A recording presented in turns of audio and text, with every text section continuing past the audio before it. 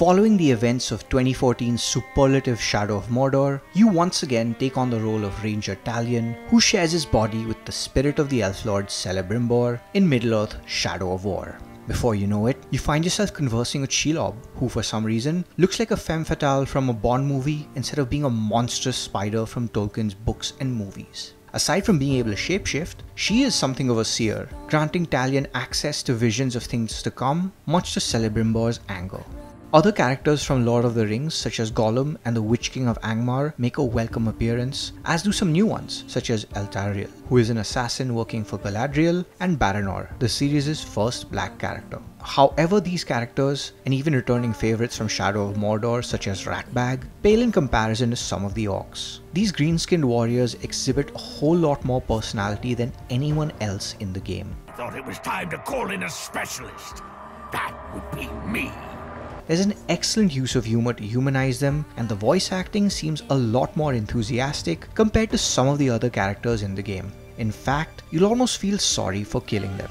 You can tap into the orc hierarchy by possessing lower class warriors just as you could in the first game. Not only can you scope out captains and war chiefs, who are crucial cogs in the enemy war machine, but you can also enlist them into your ranks with the end goal of conquering fortresses through Middle-earth. The process of building an army is a large part of the Shadow of War experience. You'll hunt down captains, each with different strengths and weaknesses, with the intent of turning them to your side or simply thinning the opposition's ranks. The former allows you to bolster your forces, along with giving you the opportunity to infiltrate the enemy ranks, activating them the moment you lay siege to a stronghold, giving you the edge. For most part, this results in a highly addictive loop of understanding your foe, cherry-picking and recruiting those that matter most with a flurry of sword stabs, and amassing enough to storm the enemy base. We say for most part because there's some padding that makes conscripting troops a lot more convoluted than it should be.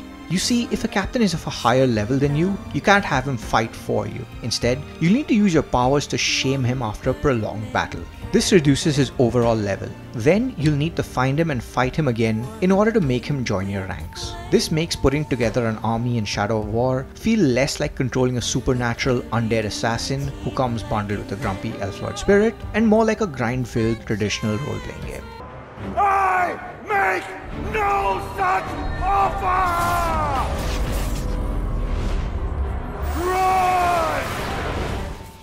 And it's here that Shadow of War's microtransactions come in. You can buy loot chests that let you get better weapons, experience boosts that allow you to level up quicker, war chests that grant you more powerful orcs, and bundles containing all of these. Nonetheless, not once did we feel compelled to spend money to progress in Shadow of War, which is heartening. The razor-sharp combat and the Nemesis system ensured that each encounter was full of entertaining moments, such as a flying dragon hurling down fire on the battlefield, or the surprise arrival of a high-level orc captain and his retinue, or Forthog the Orc Slayer showing up and slaying your target for you, or in our case, all of these at once.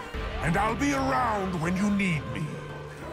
Thanks to the procedurally generated nature of the game world, there are enough diversions to make sure you won't mind that you'll have to have another go at trying to convince a giant Olog to fight for you. Shadow of War manages to be a solid, competent follow-up to 2014's Shadow of Mordor. It's a giant time sink of a game that's well worth your time and attention.